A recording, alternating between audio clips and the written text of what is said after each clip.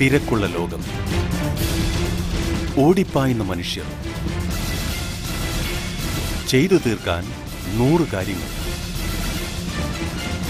ഇതിനിടയിൽ കുമ്പസാരക്കൂട്ടിനരികിൽ കുറെ പേർ. ഞാൻ എന്തിനും കുമ്പസാരിക്കണം.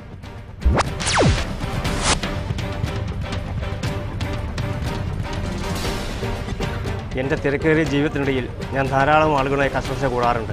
ആ കുറ്റബോധം എന്നെ കുമ്പസാരിക്കാൻ പ്രേരിപ്പിക്കുന്നു. നല്ലൊരു കുമ്പസാരം നടത്തുമ്പോൾ തന്നെ സ്വർഗത്തിൽ പോകുമെന്നുള്ളൊരു കോൺഫിഡൻസ് കിട്ടും. ഇവിടുത്തെ ഓട്ടോക്കെ നിർത്തി മുകളിലേക്ക് പോകാൻ സമയമായി. ഉദാഹരണം കുർബാനയും കുമ്പസാരമൊക്കെ ആയിട്ട് കഴിഞ്ഞു വിടുകയാണ്. നല്ലൊരു കുമ്പസാരം നടത്തിയാൽ എൻ്റെ മനസ്സിന് നന്മ ചെയ്യാനുള്ള ശക്തി ലഭിക്കും. അതെൻ്റെ മക്കൾക്കൊരു മാതൃകയാണ്. ഫാസ്റ്റായി ലോകത്ത് ഒന്നിനും സമയം തികയുന്നില്ല. പക്ഷെ ഒന്ന് മനസ്സ് തുറക്കാൻ കുമ്പസാരക്കൂടല്ലാതെ വേറെ ഏതോ ഒരു അവസരം. Okay, bye. Take care. Medias, friends, shopping, a lot of possibilities to get spoiled. ഒരു നല്ല കുമ്പസാരം എന്നെ ആത്മനിയന്ത്രണത്തിന് സഹായിക്കും. ഞാൻ എന്തിനും കുമ്പസാരിക്കണം.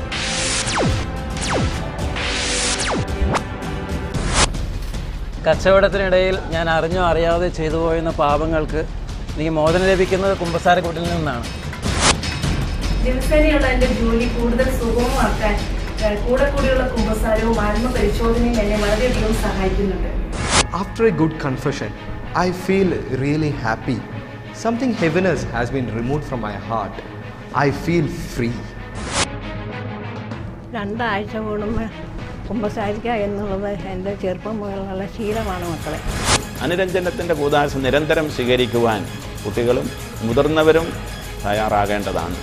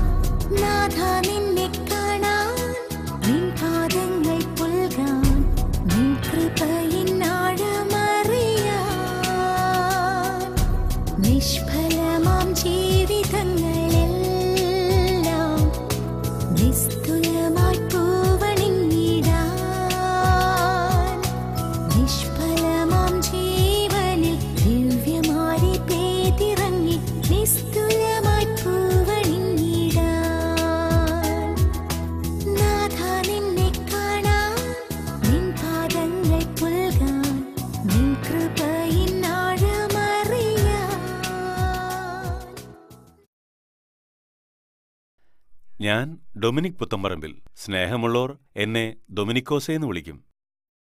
എൻ്റെ കൊച്ചുമകളുടെ ആദ്യ കുർബാന സ്വീകരണ ദിവസമാണ് നാളെ. ഇപ്പോൾ അവളുടെ ആദ്യ കുമ്പസാരത്തിനുള്ള അവസാനവട്ട ഒരുക്കങ്ങളാണ് ഈ പള്ളിക്കകത്ത് നടക്കുന്നത്. നിയമപ്രമാണങ്ങൾ ലംഘിക്കുന്നത് വഴി പാപം നമ്മുടെ ജീവിതത്തിലേക്ക് കടന്നു കയറും. ഇതാണ് പ്രശ്നം. പാപമെന്ന് പറയുന്നത് ആത്മാവിന്റെ മേൽ പറ്റുന്ന അഴുക്കായിട്ട് കാണാൻ പറ്റും. അഴുക്കായിട്ട് അല്ലേ? ആത്മാവ് വിശുദ്ധമായ ആത്മാവാണ്, അല്ലേ? ദൈവം സൃഷ്ടിച്ച ആത്മാവ് പരിശുദ്ധമാണ്. ഈ ആത്മാവിന്റെ മേൽ പറ്റുന്ന അഴുക്കായിട്ട് അല്ലെ നമ്മുടെ വസ്ത്രത്തിൽ അഴുക്ക് പറ്റിയാൽ നമ്മൾ എന്ത് ചെയ്യും? എന്ത് ചെയ്യും? കഴുകും, ഇല്ലേ? അലക്കി വൃത്തിയാകും, ഇല്ലേ? അലക്കി കഴിയുമ്പോൾ വസ്ത്രങ്ങളെല്ലാം വെണ്മയുള്ളതായിട്ട് തീരും. നിങ്ങൾ കണ്ടില്ലേ എന്റെ കൈയും പിടിച്ച ആദ്യ കുമ്പസാരത്തിന് അവൾ വന്നത്? നമസ്കാരങ്ങളെല്ലാം അവൾക്ക് പച്ചവെള്ളം പോലെ ശരിക്കും അറിയാം. എങ്കിലും കുമ്പസാരത്തെപ്പറ്റി അവളുടെ ചില ചോദ്യങ്ങൾ, ചില സംശയങ്ങൾ, അത് നിങ്ങളുടേതു കൂടിയാണെന്ന് എനിക്ക് തോന്നുന്നു. കുമ്പസാരത്തിൽ സംഭവിക്കുന്നത് എന്താണെന്ന് വിശദീകരിക്കുന്നതിനേക്കാൾ ഇത് കണ്ടാൽ മതി.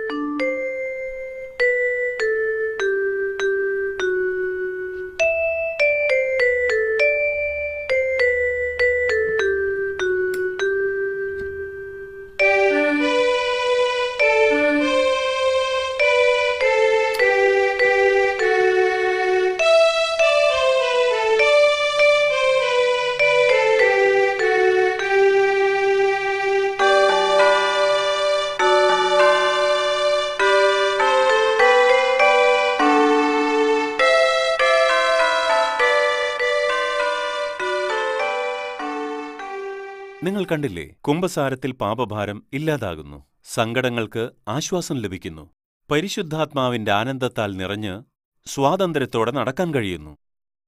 കുരിശിന്റെ ഭാരം ചുമലിൽ പേറിയവനെ, ഭാരം പേറുന്നവരെ ആശ്വസിപ്പിക്കാൻ സാധിക്കൂ, ആനന്ദിപ്പിക്കാനും. വിവിധ പേരുകൾ കുമ്പസാരത്തിനുണ്ട്.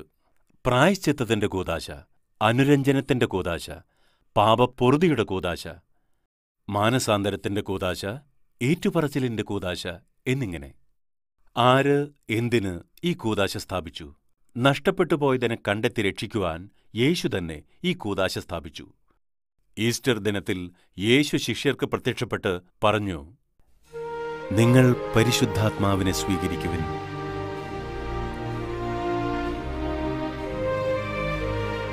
നിങ്ങൾ ആരുടെ പാപങ്ങൾ ക്ഷമിക്കുന്നുവോ അവ അവരോട് ക്ഷമിക്കപ്പെട്ടിരിക്കും. നിങ്ങൾ ആരുടെ പാപങ്ങൾ ബന്ധിക്കുന്നുവോ അവ ബന്ധിക്കപ്പെട്ടിരിക്കും. ഈ കൂദാശയിൽ എന്ത് സംഭവിക്കുന്നുവെന്ന് യേശു ധൂർത്തപുത്രന്റെ ഉപമയിൽ വിശദീകരിക്കുന്നുണ്ട്. ഈ ഉപമയേക്കാൾ മനോഹരമായൊരു വിശദീകരണം കുമ്പസാരത്തിന് നൽകാനില്ല.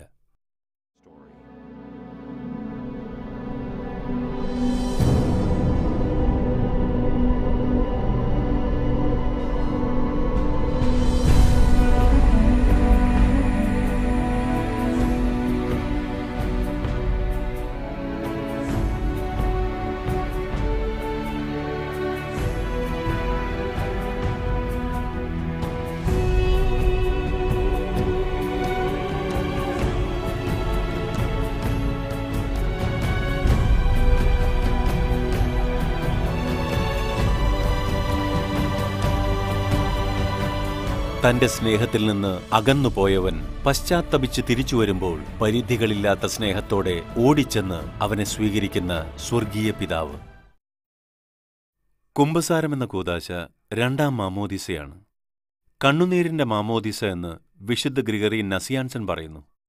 അതിനാൽ കൃപാവരത്തിന്റെ ഈ സിംഹാസനത്തെ പ്രത്യാശയോടെ നമുക്ക് സമീപിക്കാം. കുമ്പസാരത്തിലെ പാപമോചനം നാം നമ്മുടെ പരിശ്രമത്താൽ നമ്മിലേക്ക് തുറക്കുന്ന ഒരു വാതിലല്ല, മറിച്ച് ദൈവം തന്റെ ഹൃദയവാതിൽ തുറന്ന് നമുക്ക് നൽകുന്ന കൃപയത്രേ.